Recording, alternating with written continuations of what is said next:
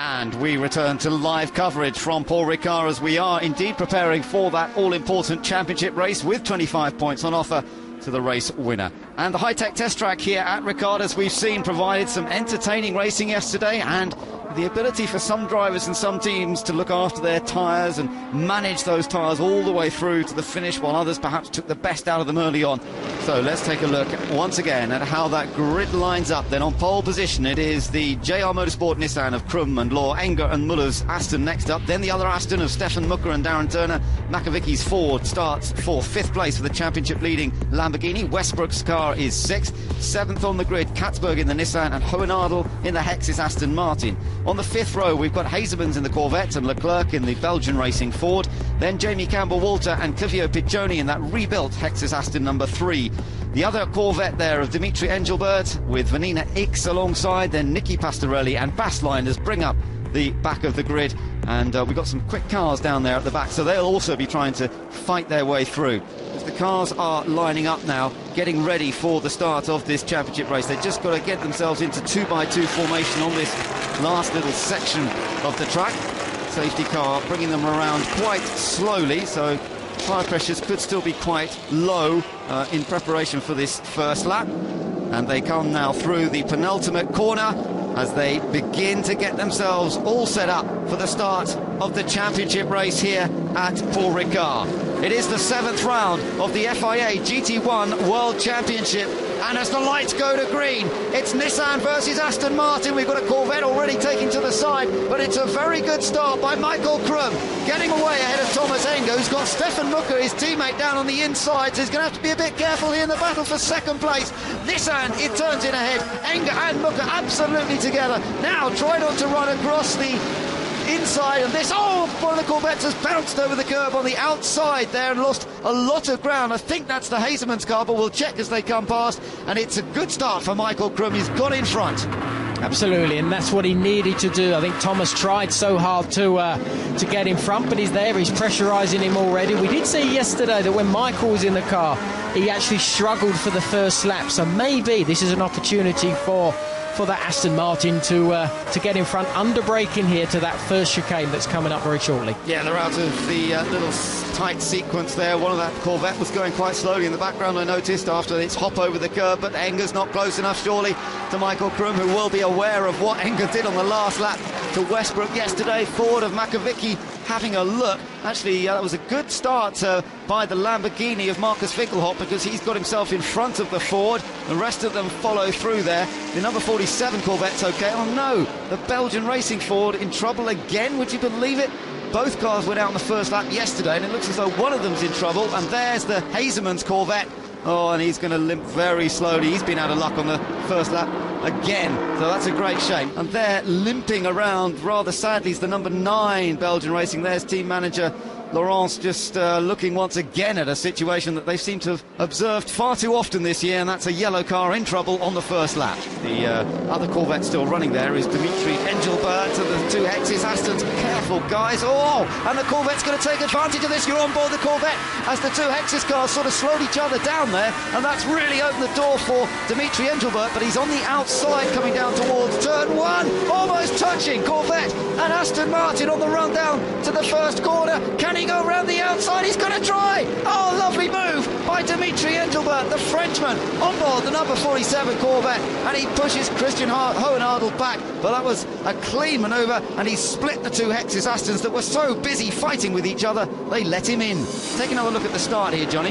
Yeah, well, it's only that red car on the outside that I'm surprised he's that far off track. We saw that last year, actually. I think it's Jamie Campbell-Walter got a penalty last year. So, funny, we've had all these issues with going and cutting across this chicane. I didn't see one go across there this time. No, but the Corvette ended up over the curve here. Look, this is he got a nudge there. Oh, there you go. Yeah. He got a bit of a nudge as well, I think, by one of the Nissans, I think. And Westbrook has closed up to the Ford again. Yeah, he's got nice and close. A nice little battle in this sort of middle pack there at the moment, and this is where we're seeing the speed. Now he's been able to pull out there. Now will he be able to go around the outside? We have seen it. We saw.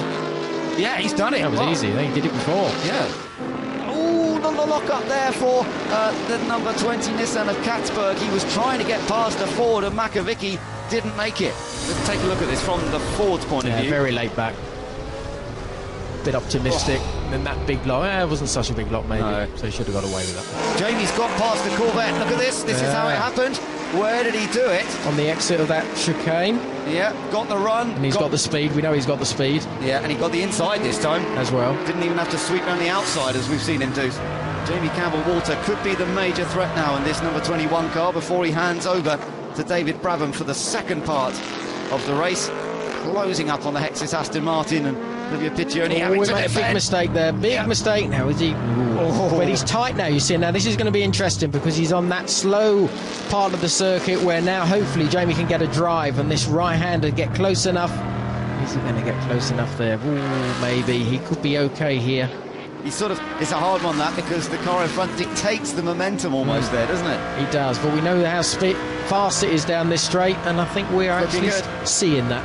Oh, he's been forced to the outside. Piccioni holds the inside, but he's on the grippy side. Can he go round into the chicane from the outside? Side by side into the corner. Great stuff from Jamie Campbell-Walter now. Very good. Does he overrun the corner? No, he hops over the curb, and he judged that brilliantly. Meanwhile, the Corvette now, it seemed to have a purple patch where the tyres were working brilliantly. Now it seems to be, I don't know, struggling a bit more because that other Hexis Aston looks potentially faster than the Corvette now. Yeah, absolutely. This is where it's going to to and fro. And because there's races, you're going to look at the inside again. Not quite this time. But it's just about, I think it's, as I said before, it's where they were fighting and where they were so focused on the car in front. Eventually they were slowing each other enough for everybody else to come in. And again, he's under pressure again. It may lose it here. Looks like he's going to lose it again. Slow in a straight line though, wasn't it? Yeah, very slow. That was weird. I mean, he just didn't have any pace in a straight line there. I wonder if they've got a problem on this car now.